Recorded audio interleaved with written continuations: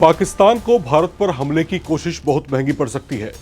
पाकिस्तान ने भारत के ऑपरेशन सिंदूर के तहत किए गए एयर स्ट्राइक का बदला लेने की कोशिश की थी।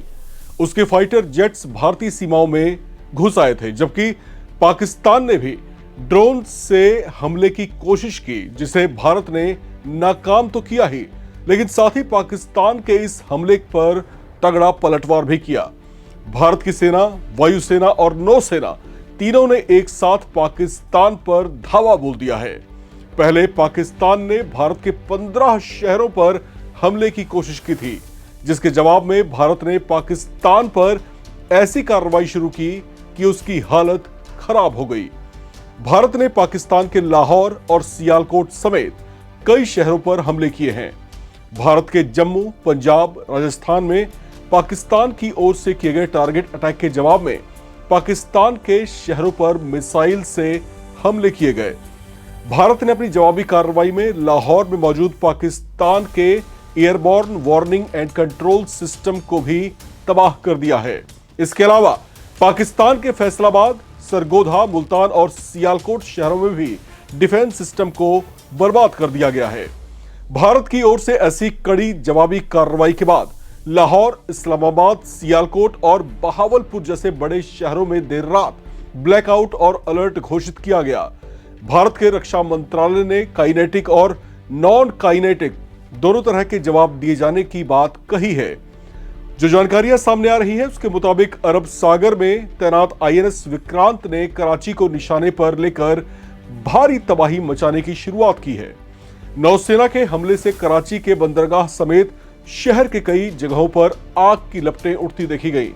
यह भी खबर है कि भारतीय नौसेना ने कराची पोर्ट पर मिसाइलों से हमला किया है। यहां पर 12 बड़े धमाके सुने गए। इन धमाकों की गूंज कई किलोमीटर दूर तक सुनी गई, जिसके बाद डर के कारण लोग घरों से बाहर निकल आए। कराची में सायरन बजाकर लोगों को पोर्ट से दूर रहने की चेतावनी भी दी गई। रक्षा सूत्रों के मुताबिक आईएनएस विक्रांत से पाकिस्तान के कराची और ओरमारा बंदरगाह पर कई मिसाइलें दागी गई, जिससे दोनों पोर्टों पर भयंकर आग लग गई।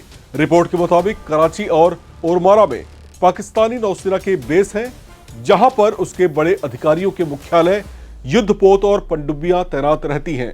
आईएनएस विक्रांत ने इन दोनों नेवी बेस को बर्बाद करके पाकिस्तानी नौसेना को काफी हद तक अपाहिज सा बनाने में सफलता हासिल कर ली है।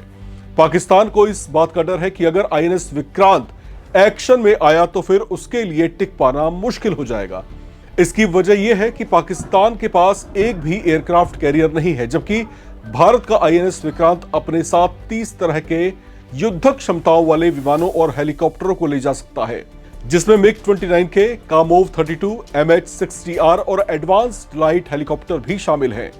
लिहाजा इस तरीके से पाकिस्तान ने जब भारत पर टारगेट अटैक करने की कोशिश की तो भारत ने उसको निष्काम कर दिया।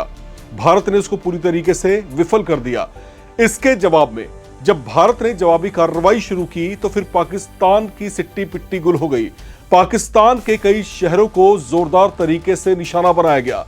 पाकिस्तान के शहरों के भीतर जबरदस्त जो है अटैक किए गए हैं, जिससे पाकिस्तान इस समय सख्ते में है। पाकिस्तानी सेना को सूझ नहीं रहा कि वो इस तरह के हालात से अब कैसे बाहर निकल पाएगी। पाकिस्तान ने कोशिश की थी कि भारतीय एयर स्ट्राइक का जवाब वो बड़े हमले से दे। उसने 15 भारतीय शहरों को टारगेट करने और उस पर अटैक करने की भी कोशिश की थी, लेकिन उसको भारतीय सेना ने पूरी तरीके से विफल कर दिया। इसके बाद भारतीय सेना ने जवाबी कार्रवाई शुरू की और फिर पाकिस्तान में जिस तरीके से ताबड़तोड़ अटैक किए गए, उसके बाद पाकिस्तान की हालत अब पूरी तरीके से पतली नजर आ रही है। बहरहाल पाकिस्तान को अब शायद इस बात का एहसास हो रहा होगा कि भारत पे जो है आतंकी गतिविधियों को पनपाने का खामियाजा कितना बुरा हो सकता है। इन तमाम घटनाक्रमों के साथ मैं राम विश्वकर्मा आपके बीच फिर से हाजिर होऊंगा। तब तक के लिए मुझे दीजिए इजाजत। नमस्कार।